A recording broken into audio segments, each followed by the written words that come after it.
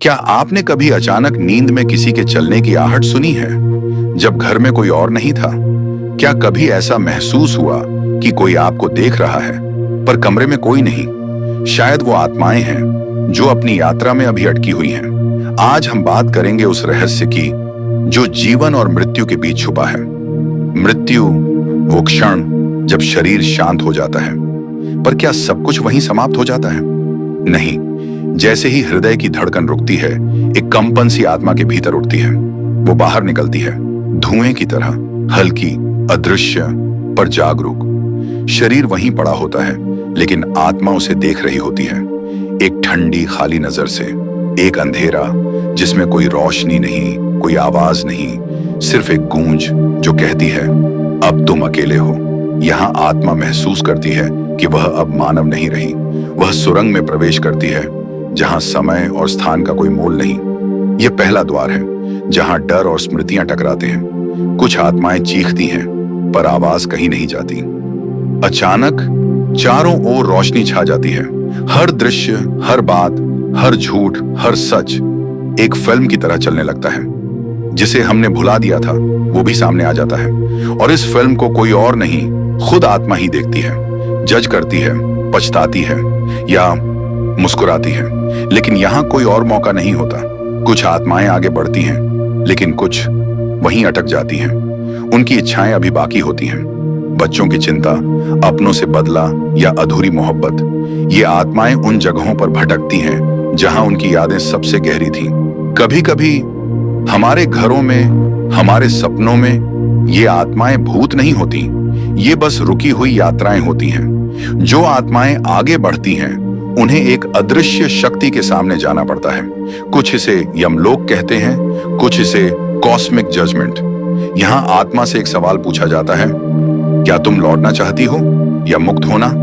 लेकिन उत्तर सरल नहीं होता। उत्तर उसी के कर्मों में छुपा होता है।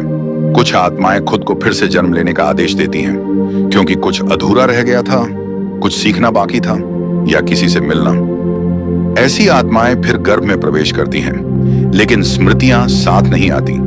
सिर्फ डर, सपने और कभी कभी देखा हुआ। बच्चे जो जन्म लेते ही किसी बीते नाम से पुकारते हैं, शायद वही हैं वापसी की कहानियां। कुछ आत्माएं इतनी शांत, इतनी पूर्ण होती हैं कि उन्हें कुछ भी नहीं खींचता, न रिश्ते, न द्वेष। ऐसी आत्माएं धीरे धीरे एक विशाल श्वेत प्रकाश में समा जाती हैं। वो प्रकाश जिसे वेदों में ब्रह्म कहा गया है। वो न लौटती हैं, न बोलती हैं, लेकिन कभी कभी ध्यान में, शांति में उनकी उपस्थिति महसूस होती है।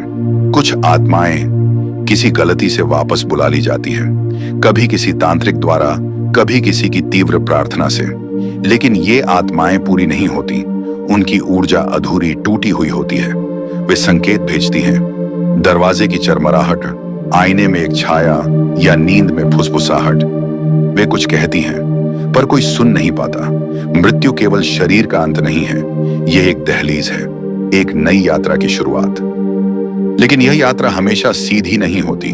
कभी शांत, कभी भयावह, कभी रोशनी से भरी, कभी अंधेरे से लिपटी।